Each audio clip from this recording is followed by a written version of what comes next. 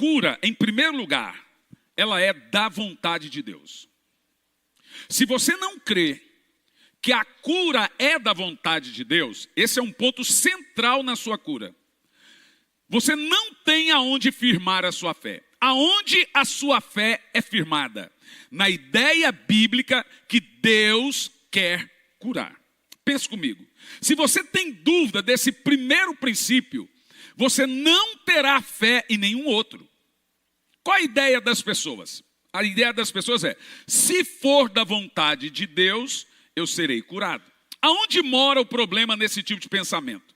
O problema nesse tipo de pensamento mora no si. Já começa errado. Se for da vontade de Deus, eu serei curado. Agora você pensa, todos os textos bíblicos de cura, textos conhecidos de nós mesmos, ele levou sobre si nossas enfermidades e pecados, ou nossos pecados e enfermidades. Todos os textos que mencionam cura, mencionam perdão. Por quê? Porque o princípio da cura na Bíblia é igual ao princípio do perdão. Por quê? Porque no mesmo lugar que nós perdemos a nossa saúde, nós perdemos a vida eterna. E o mesmo Jesus está completamente conectado, que perdoa você dos seus pecados, é o mesmo que também cura. E pelas suas pisaduras fomos sarados. No mesmo texto, é Ele quem perdoa os seus pecados e pelas suas pisaduras fomos sarados. Ou seja, como você deve começar um princípio para viver um milagre? Crer com o mesmo tanto de fé que você recebe perdão, o mesmo nível de fé que você é perdoado, deve ser o mesmo nível de fé para alcançar cura. Deixe-me te falar uma coisa. Todos serão curados? Se eu sou um pregador desse tipo de pregador determinista, eu diria que todos deveriam ser curados. Na realidade, biblicamente falando, todos deveriam ser curados. Mas não são todos que são curados. Nem com Jesus não foram todos curados. Você vai se lembrar que Jesus esteve na sua cidade natal, em Nazaré, e diz o texto bíblico que ali ele não pôde realizar milagres. Notem que a Bíblia não diz que ele não quis, a Bíblia diz que ele não pôde. Por quê? O resto do texto simula. Por causa da falta de fé de todos. Eu estou falando de Jesus, porque às vezes quando nós vamos pregar cura, os tradicionais jogam na nossa cara a ideia de que, por que não é curado na hora? Por que já não sai andando e correndo? E nós vemos que existem muitos tipos de cura. Um deles, de acordo com a Bíblia Sagrada, é a cura gradativa. Os 10 leprosos, diz o texto bíblico nesse termo, iam sendo curados. E veja, à medida que eles obedeciam, Jesus falou: ide, perguntar e consultar ao sacerdote. À medida que eles foram andando, o texto bíblico sugere que eles estavam tendo uma cura gradativa. Nós temos pessoas que são curadas na hora, temos pessoas que começam a ser curadas. E essa questão da cura instantânea versus cura gradativa, o Dr. John Lake era um dos homens mais capacitados para ensinar sobre cura. Dr. John Lake dizia que nem sempre a cura instantânea é uma bênção. De acordo com o Dr. John Lake, diz ele, abre aspas, as pessoas são curadas instantaneamente, vão embora e se esquecem de Deus. Para ele, o Dr. John Lake, ainda no mesmo texto, ele acreditava que as pessoas que são curadas gradativamente vão vendo que, à medida com que caminham com Deus, são curadas. Essas não abandonam o Senhor. E olha, eu vou te dizer, ele está certo. A grande questão é que não existe mágica na cura. Ela depende da sua fé, da intervenção de um homem de Deus e a ação de Deus. Então é um misto de 3 coisas: sua fé, o homem que Deus quer usar e a intervenção de Deus. Por que a cura não é fácil? Por justamente a parte da nossa fé. Porque nós estamos mais acostumados com a doença do que com a ausência dela. Qual é o segredo? De todo, qual é o segredo? Fé. E se fé fosse fácil de ter, a Bíblia não seria amplamente ensinada na questão de fé. Fé não é fácil, mas devemos crer. Eu quero começar aqui ajudando o seu coração a ter uma fé poderosa, uma fé positiva. Não quero me demorar. Quando eu prego evangelismo ou fé, minha mensagem lá na Argentina foram 5 mensagens, todas elas de 20 e poucos minutos, e fazia o apelo e orava pelos enfermos. Porque a mensagem do evangelho ela é muito simples. Então, eu quero tentar ser um pouco mais rápido aqui. 1 de João 5:12, Cristo, meu substituto. Quem tem o Filho, tem a vida. Quem não tem o Filho de Deus, não tem a vida. O termo vida aí é vida eterna. Senhor, nos ensine, nos instrua, pregue, mas ensine de forma profunda, mas também de forma simples para que todos entendam, em nome de Jesus.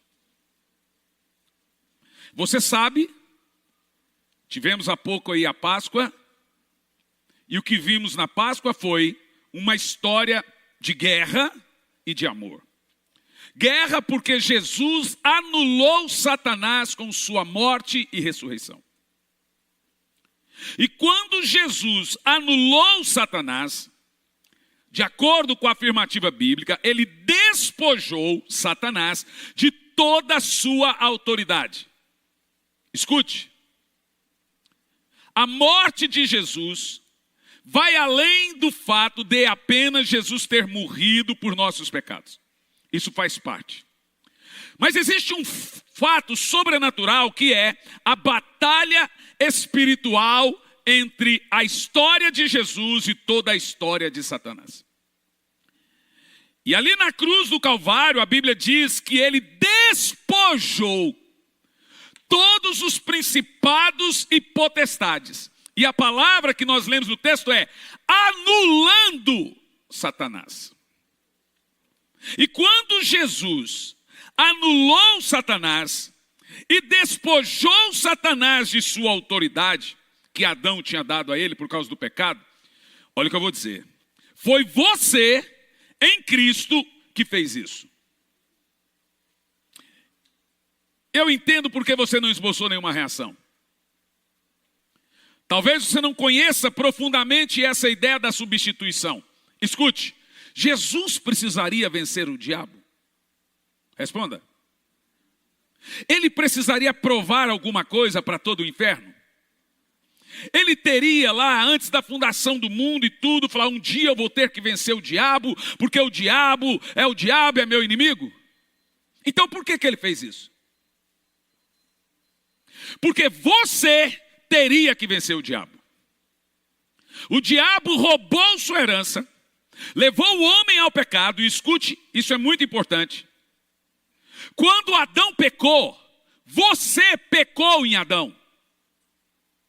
Compreende a seriedade disso?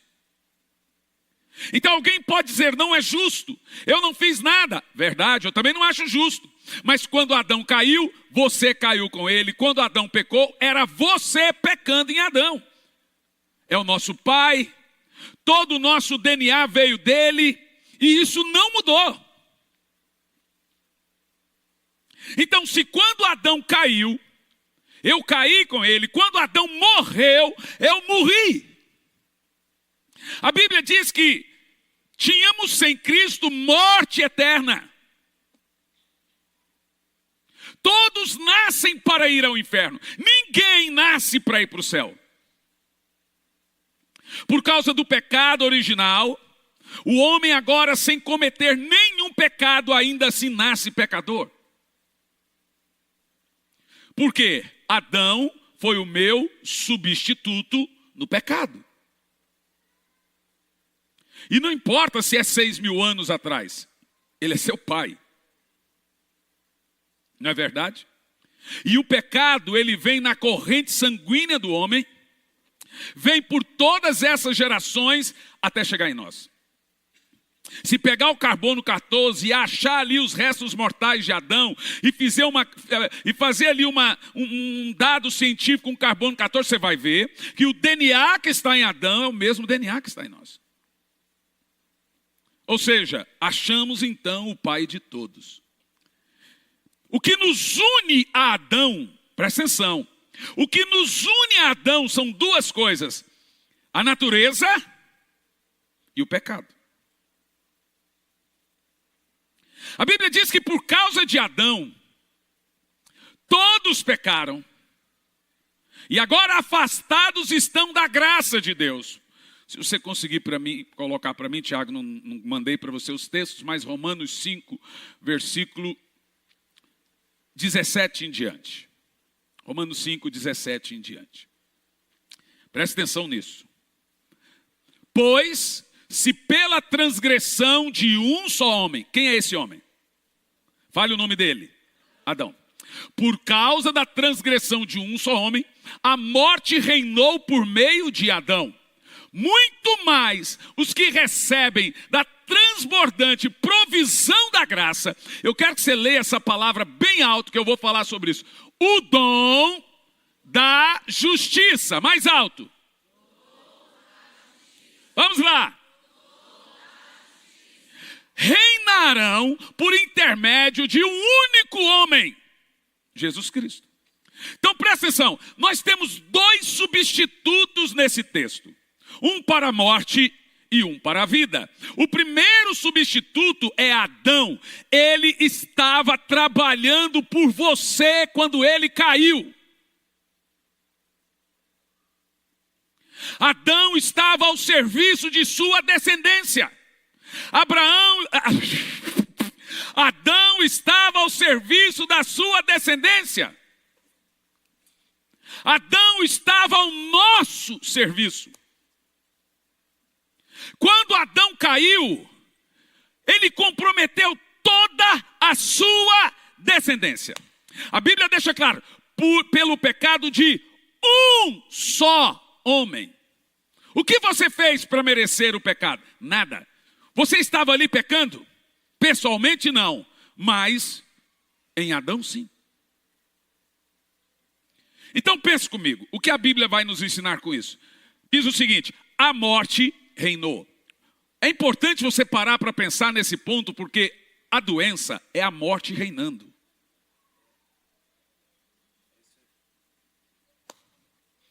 Crente fica doente, não crente fica doente. Pecador fica doente, não pecador fica doente também. Eu sei que tem igreja aí que diz que crente não fica doente. Esses aí são os maluquinhos. E eles prestam um desfavor muito grande a Deus. Porque quando um crente fica doente, igual gente, quando eu tive problema de depressão, saíram aqui da igreja falando, o pastor está endemoniado, porque quem tem depressão é demônio. Fui chamado de demoniado, de louco, de tudo. Só não fui chamado de bonito. Deveria, mas ninguém chamou. É. Fala, mamãe Maria, bem alto, fala que você fala para mim todo dia. Ah, é, tá vendo? Inteligentíssima. Pensei que estava só surda, tá cega também. Mamãe Maria é linda, linda. Ela, todo dia eu chego, ela pega assim e fala, lindo. Jesus vai curar. Ó. Agora escute. A ideia de problema no mundo, você tem que ter isso na sua mente. Ai, se Deus existe, por que a guerra na Turquia? Por que a... É o cansaço, gente. Está tendo guerra na Turquia? Não estou lembrado. A guerra na Ucrânia. Por que a guerra em Israel? Por que você veja, 200 pessoas sequestradas. Das 200 pessoas sequestradas, 110 mulheres. Das 110 mulheres, 80 já estão grávidas dos terroristas.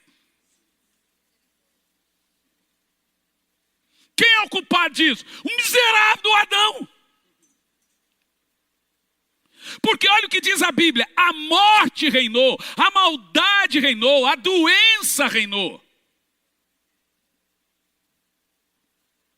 Existe um ciclo de derrota no mundo que vem do pecado original, da natureza pecaminosa de Adão. A coisa é tão grave, que o primeiro pecado é de um irmão num culto que era pastor. O primeiro assassinato na Bíblia foi de um pastor no culto. É grave. É grave Caim montar toda uma estrutura de guerra e inventar armas. Quem inventou arma? Caim. Quem que inventou casas de concreto e inventou exército? Caim. O maior guerreiro era Tubal-Caim, neto de Caim. Quem começou a matar gente para conquistar outro gente? Porque não tem um texto na Bíblia que Deus manda você dominar sobre outro homem. Autoridade não é domínio não, gente. Você não domina nem sobre seu filho. Você tem autoridade. Mas os homens dominam pelo espírito de Caim. Violência. Agora você quer ver uma coisa pior? Até a terra é doente por causa do pecado. A Bíblia diz que a terra passaria a produzir espinhos e abrolhos. Passaria a não dar mais o seu fruto. O pecado entrou na natureza. Os bichos não tinham ferocidade. A serpente não era como você vê hoje.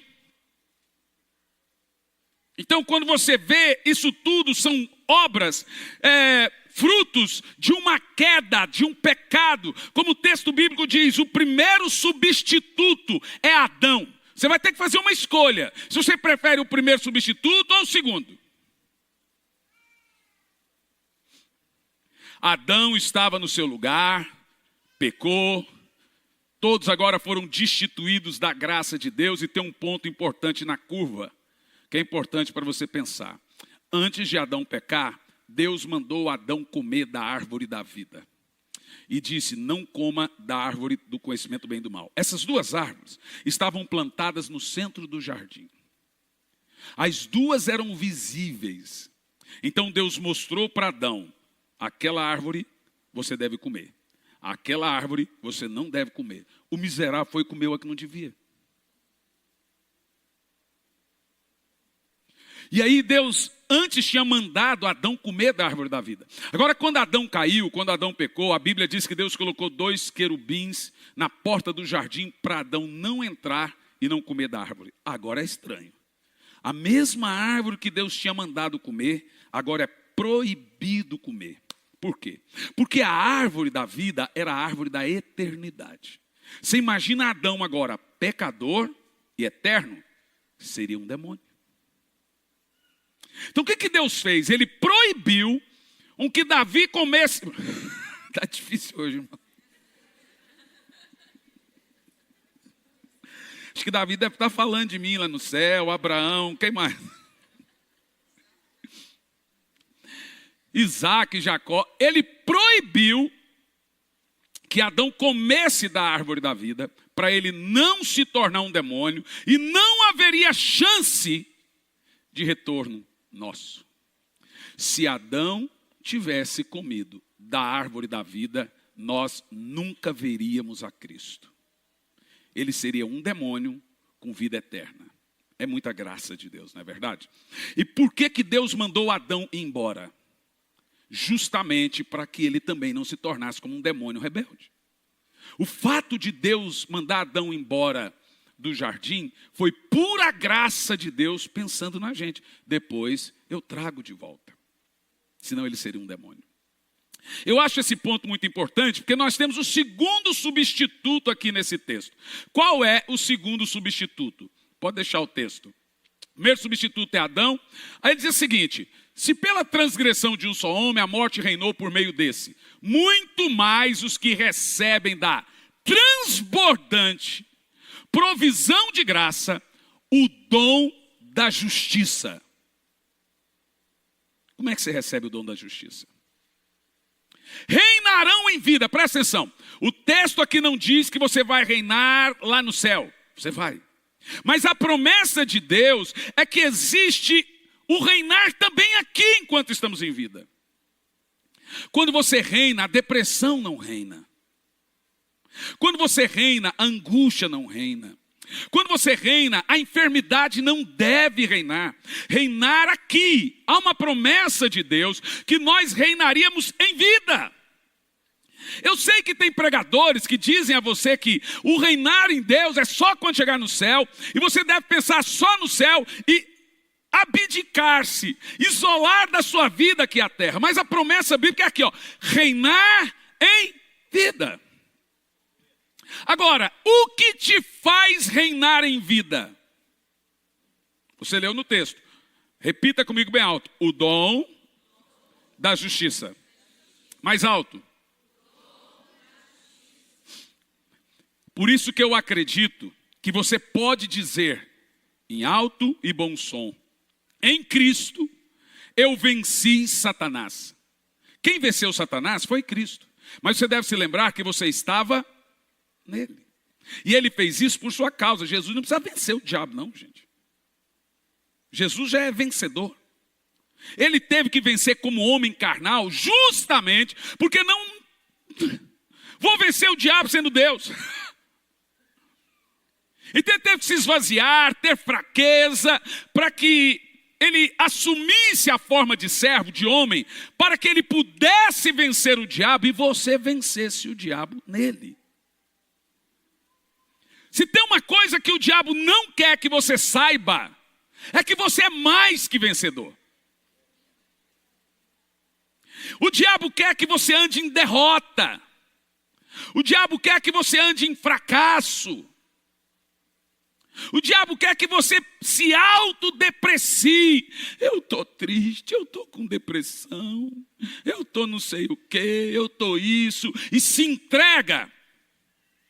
Deposita. Irmãos, eu já venci doença várias vezes. Quando cheguei em Curitiba, me deu uma pneumonia de 40 dias e deu um derrame pleural. Isso acontece quando tem uma bactéria chamada Staphylococcus e ela vai comendo as paredes do pulmão e vai gerando líquido. A bactéria chamada Staphylococcus, se ela pegar na mão, pegar onde ela come a carne, é uma bactéria comedora de carne. E aconteceu comigo, aconteceu com meu filho.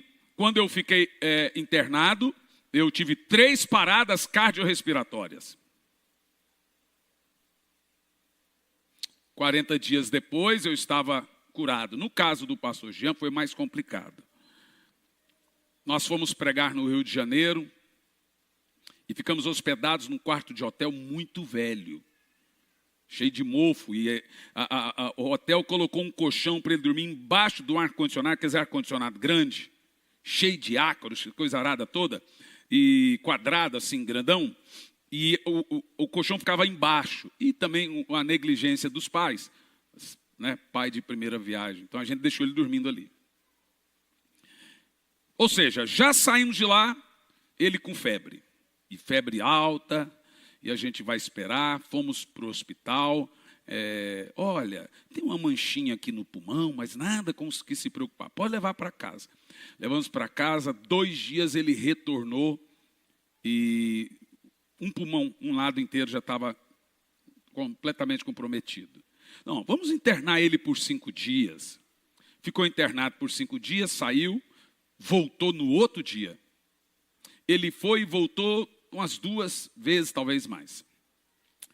E da última vez que ele voltou, aí começamos a perceber, tiveram que fazer exame, por que os antibióticos não estavam fazendo efeito, que ele tinha pego uma bactéria. Perguntou, ele teve em algum lugar, com fungo, ácaro, pronto, teve. Então, pegou uma bactéria complicadíssima. Em um dos dias que eu cheguei de viagem, ele ficou, acho que quase 40 dias, 30 e alguma coisa, 35 dias internado, e eu ia pregar na Argentina. No dia que eu fui pregar na Argentina, eu tinha chegado de uma viagem E ele veio, já tinha saído do hospital, eu falei, glória a Deus, já saiu do hospital. Me abraçou tudo, fomos para casa. De madrugada eu tive que sair com ele para o hospital. Quando chegou no hospital, ele já estava desfalecente. E aí a bactéria já estava impedindo ele de respirar. Ele esteve praticamente morto por 5 minutos. Voltou para o hospital e o irmão que fazia minha agenda na época na América Latina se chamava Skarlatiuk. Andrés Skarlatiuk. Liguei para o Andrés e falei, Andrés, eu não vou. Meu filho está no hospital, desfalecente, está muito mal, eu não vou. Pelo amor de Deus, pastor.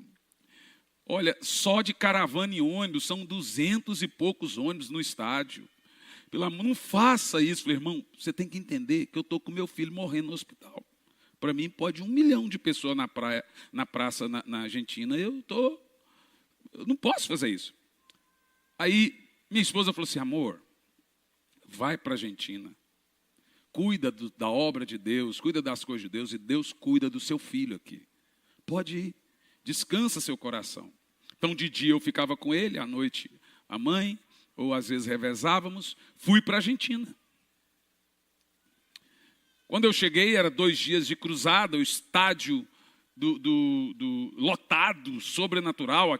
Naquela noite, Jesus curou todo mundo que estava doente. Foram mais de 60 paralíticos, surdos, cegos, o estádio entupido de gente. O diabo veio e falou no meu ouvido assim, Deus é um fanfarrão, não é?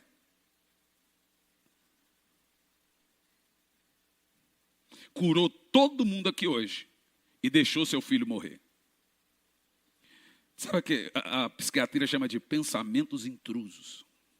Eu sei o que são esses pensamentos intrusos. A gente sabe o que é. Não existe pensamento intruso, é o diabo que semeia a coisinha ali. E aí, eu não consegui quietar mais até que eu ligasse, porque veio na minha cabeça, deixou meu filho morrer. Peguei e liguei. Quando eu liguei, o menino tinha acabado de entrar para a UTI, porque, segundo eles, o menino estava, ó, só volta para casa que seu filho morreu.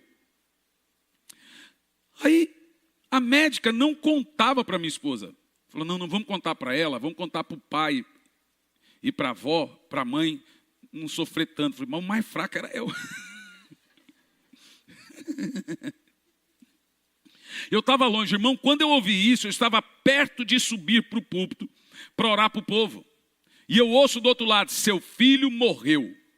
E aí o diabo, Deus é um palhaço. Aí você tem que repreender aquele pensamento, subi, preguei, milagres aconteceram. Quando terminou, eu liguei para minha esposa, pronto, falei, estou voltando. Falei, Andrés, eu vou embora. Pô, arrumar um voo aí para mim. Eu vou embora agora, eu tenho que ir. Por quê? Porque meu filho morreu! Agora você entende? E eu fiquei muito bravo. Mas quando eu liguei, amor, tudo bem, estou voltando, precisamos... E o Jean, o que tem? Cadê o Jean? Está no quarto. Como assim está no quarto? Não, ele ficou lá 5 minutos, o pulmão dele encheu de líquido, um monte, não conseguia respirar, eles fizeram uma punção, agora ele está bem. Continuei a cruzada. Quando eu voltei da Argentina, vem aquele gurizinho assim, 3 anos e meio, 4, a bonita assim, correndo e pulou em mim. A minha esposa falou assim, olha, ele não pode fazer força, não pode subir escada, não pode andar de bicicleta, nunca mais pode jogar bola, porque ele não tem um pulmão. Não pode cantar, não pode fazer nada. Então temos que cuidar desse menino para o resto da vida. Falei, vou cuidar uma pinóia. Orei por ele e falei assim, em nome de Jesus, todo o resquício, Deus tem uma obra na sua vida, Deus vai fazer um milagre na sua vida. Primeiro dia eu falei, sobe a escada correndo. Falei, vai, sobe. Ele já chegou, subiu a escada. E ele gostava de banheira, enchia a banheira para ele brincar. Ele ficava, pronto, nunca teve nenhum problema. Sabe, irmãos, eu entendo o que as pessoas passam com seus questionamentos de ficarem doentes sendo crentes. Eu estou com meu pai, com 82 anos, que está com Alzheimer tão grave, mas tão grave, que ele não se lembra de ir no banheiro. E como a gente diz, o meu pai já morreu há muito tempo. O que tem ali é um espectro. Então eu compreendo a dor de você. O que é interessante na hora da doença é você tomar muito cuidado e não pecar com palavras. Então eu costumo, em época de doença, ficar calado. Minha esposa fala, Deus falou com você? Ela ficava no pé. Deus falou com você? Deus falou com você? Não, Deus não falou nada. Por quê? Não sei. Então, e aí, amor, eu preciso ficar calado quanto a essa situação. Eu preciso não tecer nenhum comentário quanto a essa situação. Dói, cheio de questionamento, mas se você abrir a boca, você vai demorar ainda muito mais o seu milagre. Você vai pecar gravemente com palavras. Então eu não abro boca, eu não questiono. Eu ia pregar e eu ficava assim nas janelas dos hotéis, encostado e chorando, imaginando o meu filho desenganado no hospital. E em nenhum momento eu abri a boca.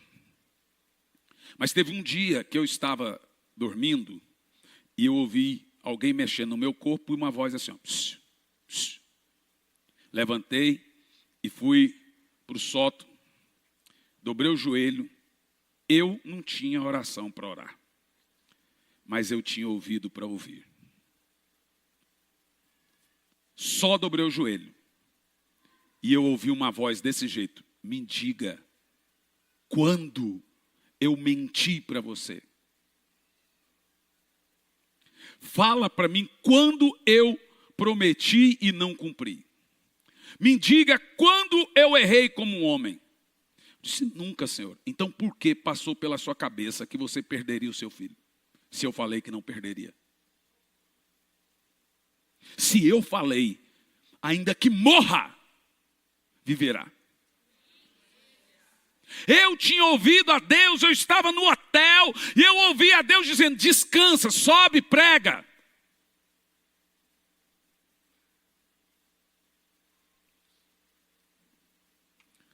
O negócio de você entender que o que aconteceu na cruz foi algo muito mais poderoso de ser uma substituição.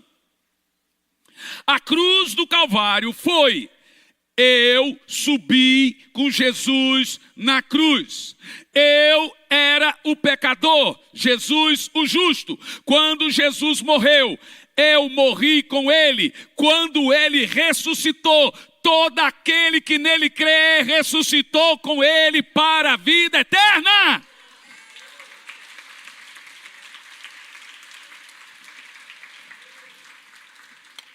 O negócio é você focar na palavra.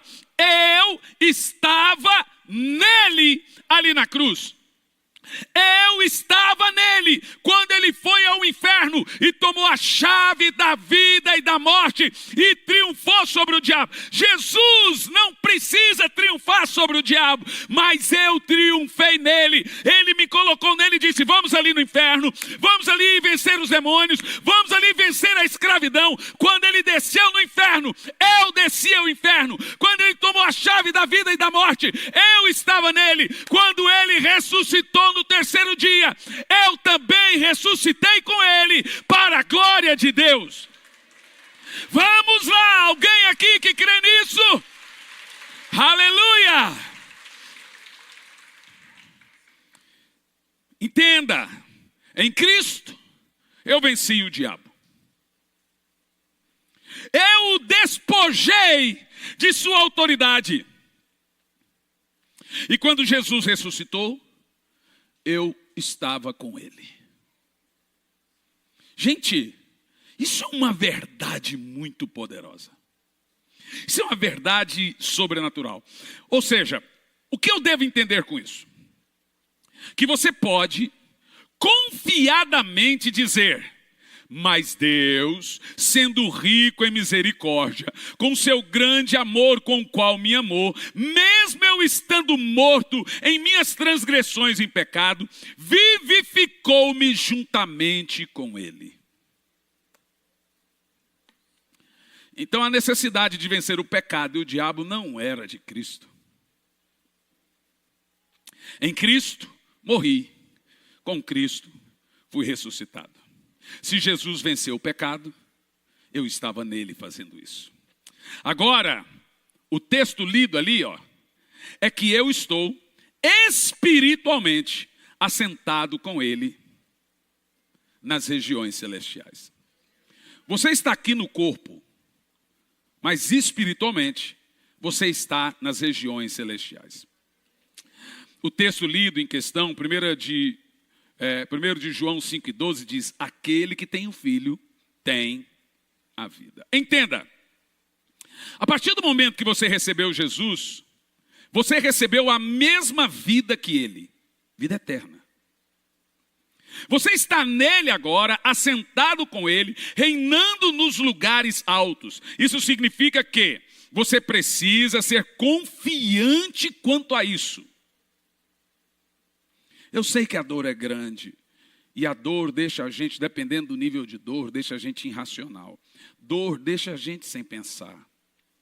Sofrimento deixa a gente sem pensar. Minha pequena hoje estava chateada, porque o tênis dela foi para lavar, e quando voltou com um cadastro desse tamanho, e um outro desse tamanho, e a hora que ela viu, ela quando fica brava, ela chora. Aí eu peguei e falei: olha aqui dentro do olho do pai. Falei: presta atenção. Isso aqui, filha, é a vida te ensinando a vencer sem surtar. Se você surtar por causa de um cadastro, o que você vai fazer quando você tiver filho, minha filha? E ela tentava. Falei: filha, presta atenção no que o pai está dizendo. Vou te ensinar a arrumar o cadastro, ficar do mesmo tamanho as pontas. Tirei, falei: faz assim, faz assado. Aí ela começou a rir. Falei: tá vendo? Você tem que aprender a vencer na vida, sem surtar. Eu sei que mulher já surta normalmente. E cada vez mais cedo. Mas você começa a perceber que na hora que você está chateado, que você está com dor, está triste, a gente fica irracional. Não é verdade? Fica irracional. Por isso que eu aprendi a ficar calado. Se Deus não falou, você também não tem que falar. Irmãos, vocês perceberam que os maiores erros que cometemos, fazemos quando estamos com a razão? Gente com a razão é o que mais peca. Não é justo, não é isso, não é aquilo outro, não é tal, e é tal, e é tal, e é tal. E aí você só vai se afundando com a natureza de Adão. Só isso. Você só vai demonstrando que você não é uma pessoa que está com o seu segundo substituto ou o segundo Adão.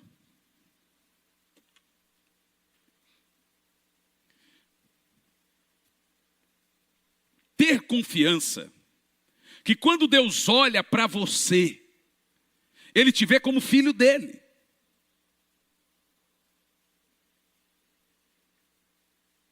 Quando oramos, o seu filho intercede por nós.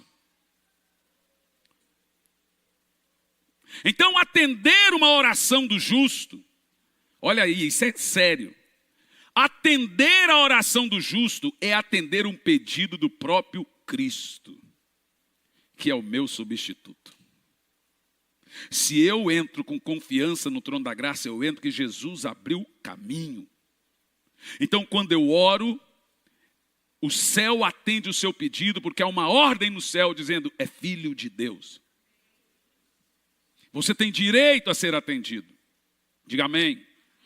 Por isso que o ponto principal é: você precisa entrar com confiança ao trono da graça.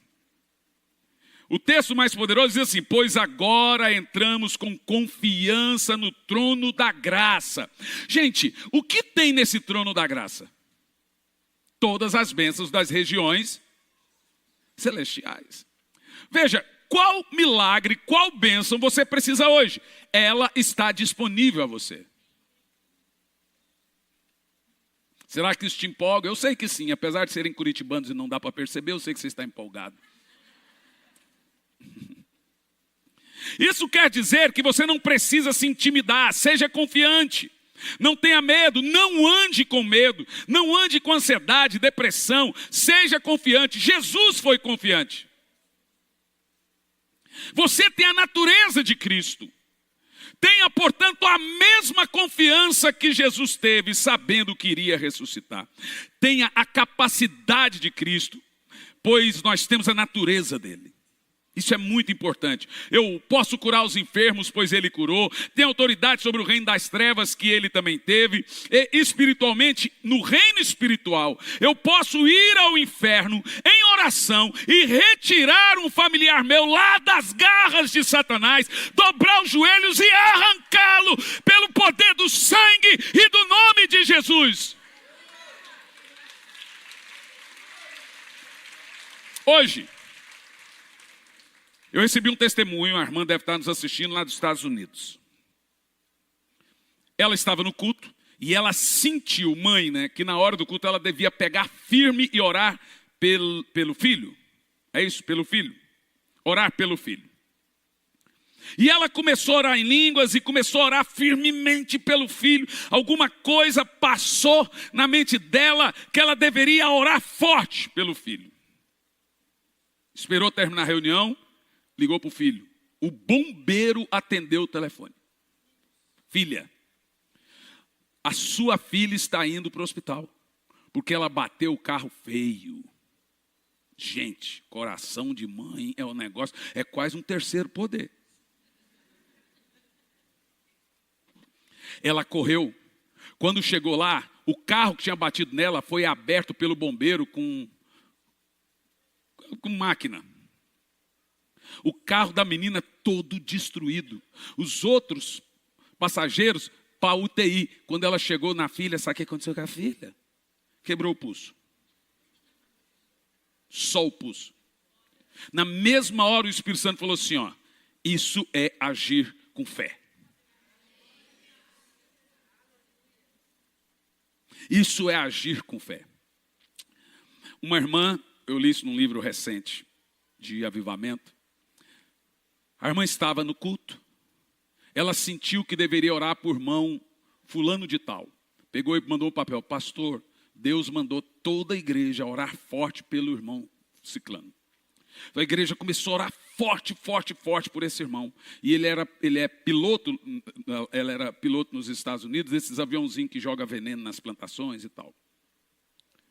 Daqui um pouco, terminou o culto.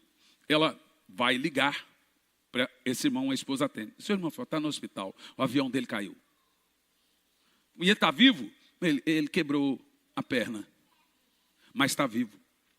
O Espírito Santo, gente, você precisa entender. Essa voz poderosa que nós temos é uma voz de Deus dizendo, exercite a fé, exercite a fé, exercite a fé. A fé é uma moeda de troca para milagre.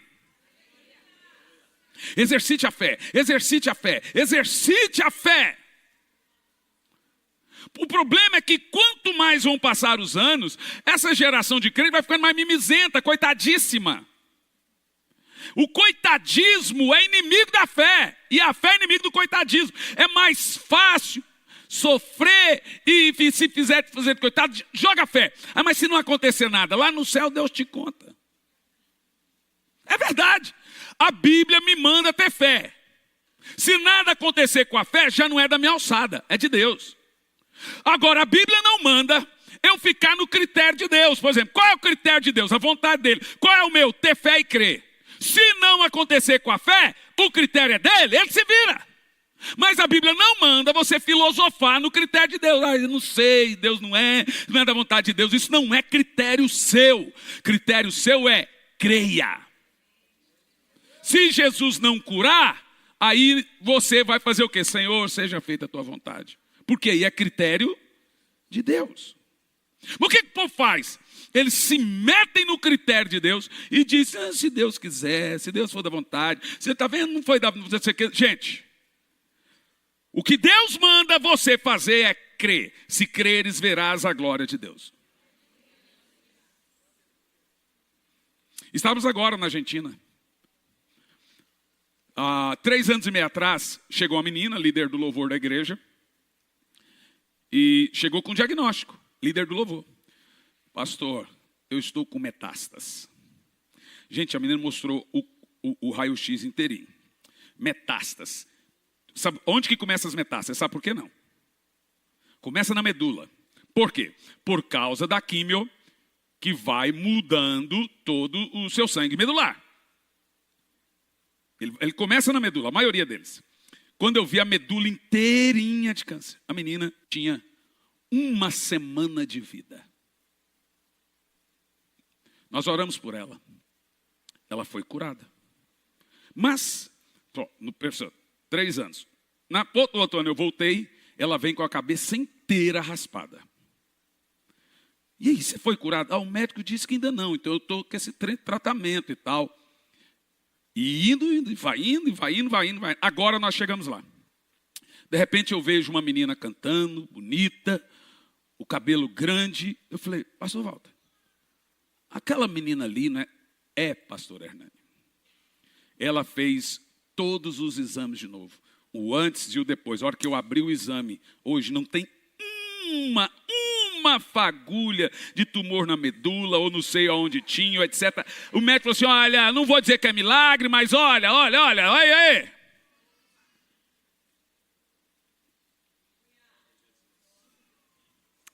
Sabe, outra pessoa que estava lá na reunião, uma pessoa que perdeu os 2 pulmões do Covid. Ficou 3 meses internada na UTI. E aí, quando ela chegou para receber a oração, ela chegou com um balão de oxigênio desse tamanho e andava com esse balão de oxigênio. Então eu orei e falei assim, irmão, é o seguinte, hoje eu vou descobrir se o meu ministério é ganhar almas para Jesus no mundo ou ganhar almas para Jesus nos presídios. Porque eu vou arrancar esse aparelho de você. Se você não for curada, nós dois vamos se dar a mão aqui. Você vai morrer e eu vou para a cadeia. E fiz, gente. Eu entendi que eu estava no poder de Deus. Peguei e arranquei aquilo do nariz, o balão de oxigênio, chutei. Falei, Senhor, agora é o seguinte, é o teu nome, hein? Quando eu volto agora, vem a mulher completamente curada, nunca mais usou balão de oxigênio. Eu me lembro quando eu fui pregar na Igreja da Paz em Fortaleza, na inauguração da Igreja da Paz em Fortaleza, do pastor Eibe. Eu e o pastor Cirilo fez louvor, eu preguei, era a inauguração. E daqui um pouco eu olho que tem uma mulher assim, com um balão de oxigênio. Eu olhei, falei, meu Deus, isso é meio loucura, não é não? Senhor, é maluquice. Cheguei para o pastor Eibe e falei, pastor Eibe, eu vou arrancar aquele balão de oxigênio daquela menina. Falou, pelo amor de Deus, faz isso não. Vai, pastor, eu não vim aqui, o senhor não me chamou para orar por cura? Sim, mas aquela ali é um pouco mais difícil. Falei, pois eu vou dizer uma coisa para o senhor. Aqui vai nós dois para a cadeia, se o senhor não tiver fé. Eu vou fazer, mas o senhor não quer ter fé, não? Irmão, eu fui na fé. Deus não falou nada para mim. Fui, meti a mão e arranquei o balão de oxigênio. Falei, Senhor, aleluia. E quando eu olhei para a mulher foi roxeando. E a mulher foi ficando com as pontas dos dedos, tudo roxo e roxeando. Eu fingi que não estava olhando. Assim, aleluia. Falei assim, oh meu Deus amado, tem misericórdia. Oh, aleluia, glória a Deus. A mulher ficou roxa uns 3 minutos. Eu falei assim, eu vou piorar as coisas. Põe ela para correr. Levanta e corre. Ela...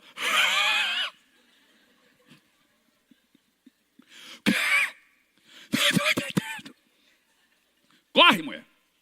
Morre, mas morre correndo. Gente, a mulher começou a correr. Estava correndo mais que meu filho que estava correndo lá na igreja. E ela corria. Quando eu olhei, o pastor Eibe pensou, o pastor Eibe contou para mim depois. E contou no microfone. Esse cara veio para desgraçar meu ministério aqui. Gente, a mulher correu e corria,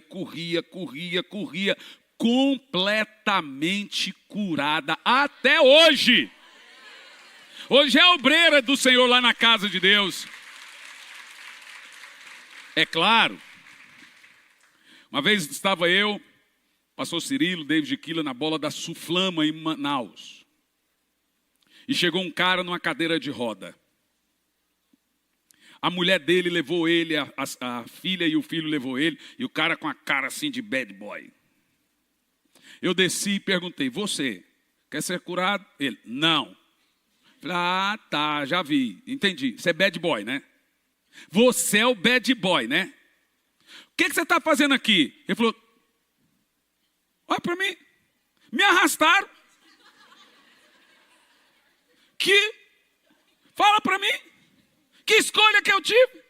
Vou bater em quem? Gritar com quem? Me trouxeram eu xingando, vai fazer o quê? Estou aqui. A pessoa falou, vou falar um negócio para você. Normalmente Jesus não cura ninguém com a fé do outro. Aconteceu na Bíblia uma vez.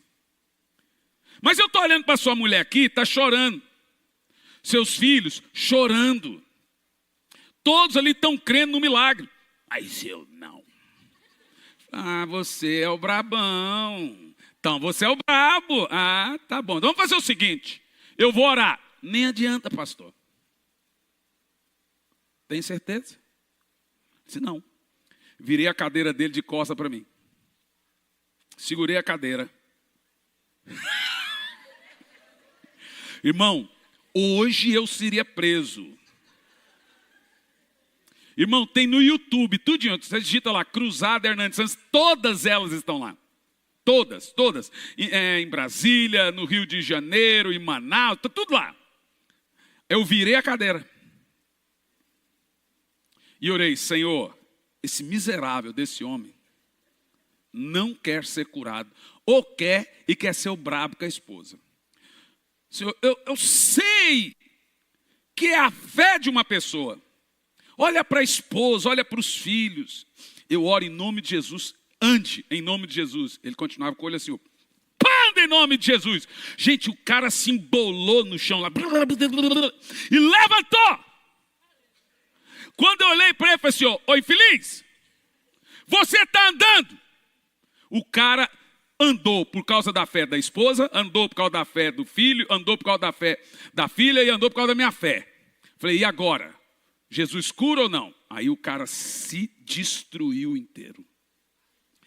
Você entende que ousadia e milagre são duas coisas imprescindíveis. Eu estava lá agora no Apóstolo Paulinho esse final de semana e ele estava lembrando que a primeira vez que eu vim lá, chegou um paralítico. Eu orei por aquele paralítico. O G era bem pequenininho também e estava o David no louvor. Eu orei por aquele paralítico e depois que eu orei, ele saiu andando. Eu disse, e agora o que você vai fazer? Ele falou, voltar para a cadeira. Chamei um diácono, falei assim, vai, pega um pedaço de pau, bem maciço e me traga. Ele trouxe um pedaço de pau. Gente, a cadeira tinha uns pelinhos no pneu. Era elétrica, ele tinha ganhado ela no Natal. Eu olhei e falei assim, você quer voltar para a cadeira? Irmão, primeira coisa que eu fiz, deitei a cadeira e fui com a marreta assim, ó, bem no meio assim. Tal! E comecei a quebrar todos os raios da cadeira. E quebrei tudo que a cadeira inteirinha. Falei assim, agora volta para ela. Eu aprendi, hoje eu estaria preso. Fui processado uma vez em Pires do Rio, porque eu orei para uma menina surda. A menina foi completamente curada. Joguei o aparelho no chão, quebrei o aparelho.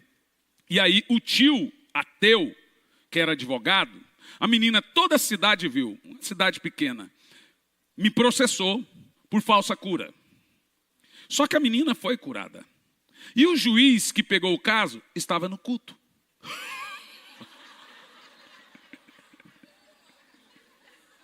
Ela pediu 500 mil, né, amor? Pediu 500 mil o advogado. Não, porque ele é rico, é 500 mil. E você sabe, quando você perde a causa, você tem que pagar o que você pediu. E mais os 50 mil dos honorários. Gente, o juiz perguntou para a menina, você foi curada? Ela, Perguntou para o tio, ela ouviu só por uma semana. Ué, mas ouviu? Meu senhor, eu estava no culto, disse o juiz. Eu vi essa menina ser curada, a gente nem me amolou o negócio. Resultado, eu ganhei a causa, agora o cara liga, desesperado. Eu não tenho dinheiro nem para as causas. Nem para pagar os honorários. Falei, meu querido, deixa eu falar uma coisa. Eu não quero seu dinheiro. Mas a lição eu acho que fica. Agora, sua sobrinha está ouvindo ou não? Ela falou, Tá, pastor. Falei, você dá sorte você não morrer. Brincar com Deus dessa maneira é sério. Lá em Brasília, um dia um rapaz chegou fingindo que era surdo. Você é surdo?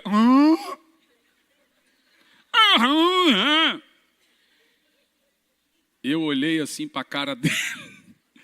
Eu falei, você não é surdo. Mas a partir de hoje vai ficar. E ele ficou surdo. Na hora. Bateu desespero, começou a chorar. 6 meses. E a família ligava pedindo ajuda. Tenha misericórdia. 6 meses depois eu voltei em Brasília, estava lá. Falei, como é que faz o surdo mesmo? Pelo amor de Deus, eu me arrependi. Aí ele ouviu. Um outro caso interessante foi um senhor cego, de 60 anos, completamente cego, por causa do diabetes, perdeu a visão. Cheguei lá e orei, o moço passou a enxergar completamente. 5 meses depois eu voltei, o moço estava cego de novo. A filha dele levou ele, eu falei assim, ué, mas seu pai não foi curado? Foi, pastor. Mas o que ele está fazendo cego aqui? O pastor ficou 2 meses enxergando. E nesses 2 meses ele não podia ver algumas coisas, o quê? Primeiro, dinheiro, ele não podia ver dinheiro. Segundo, mulher, pastor. Mexia com as mulheres na rua, ficou louco, maluco. Eu e a mãe começou a orar para ele ficar cego.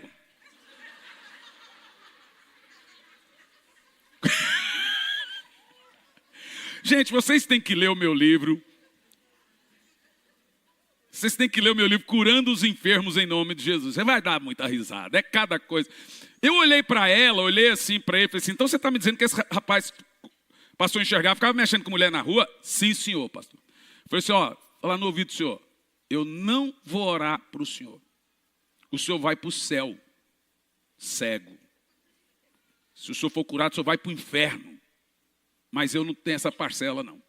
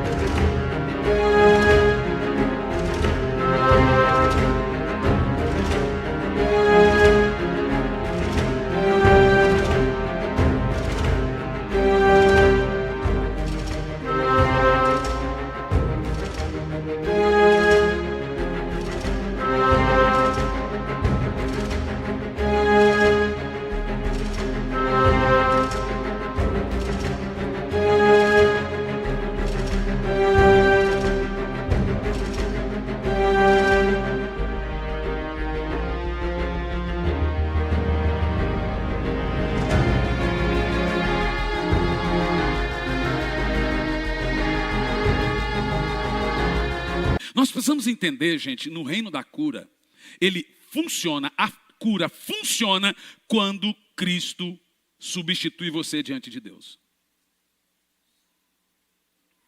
Antes de chegar aqui, a minha oração é, Senhor, nenhum homem tem poder no céu, na terra, embaixo da terra. Nenhum homem tem poder de ter o nome sobre todo nome. Nenhum homem tem poder de ter o seu sangue poderoso, igual o padre essa semana, 2 semanas atrás disse, vocês ouviram? Ele disse, Jesus nasceu de Maria. E a Bíblia diz que o sangue de Jesus tem poder. Mas se o sangue de Jesus tem poder e ele nasceu de Maria, o de Maria também tem poder. Vocês viram isso? Pois o sangue de Maria não tem poder. Eu te digo por quê? Porque ela nasceu de seres humanos, então nasceu em pecado, filha de Adão. Jesus não nasceu em pecado porque ele é gerado do Espírito Santo, então é óbvio, dentro do sangue de Maria está um sangue igual ao meu, pecador, e isso não diminui Maria, ela é a mais bem-aventurada entre todas as mulheres, nem entre todos os anjos não. Isso mostra que ninguém no mundo poderia fazer o papel que Maria fez, ela é uma santa mulher de Deus, mas é uma santa mulher, não é anjo. Você não pode depreciar Maria como alguns crentes. E você não pode beatificar Maria. Ela precisou de um Salvador. Quem entende? Quem foi o Salvador de Maria? Ela não cantou isso com Jesus no colo? Minha alma se alegra em Deus, meu Senhor. Meu espírito se alegra no meu Salvador.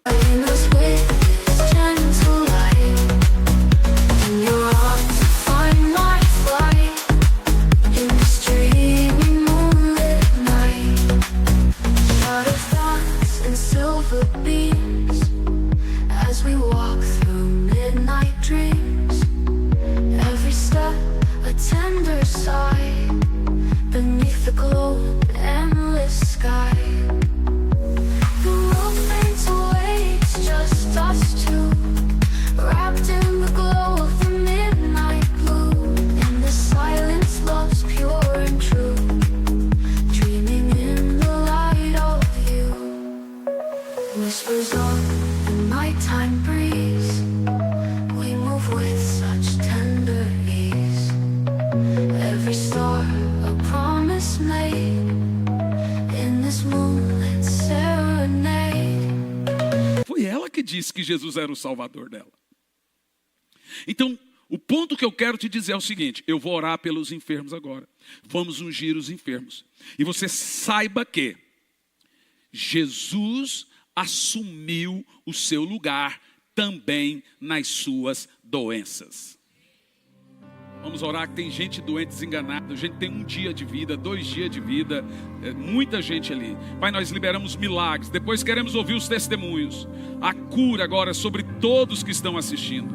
Cura agora, meu Pai. Libera o milagre sobre todos que estão aqui presentes. Pai, que possamos ver as tuas maravilhas sobre cada uma dessas pessoas, que elas sejam curadas agora, em nome de Jesus. Amém.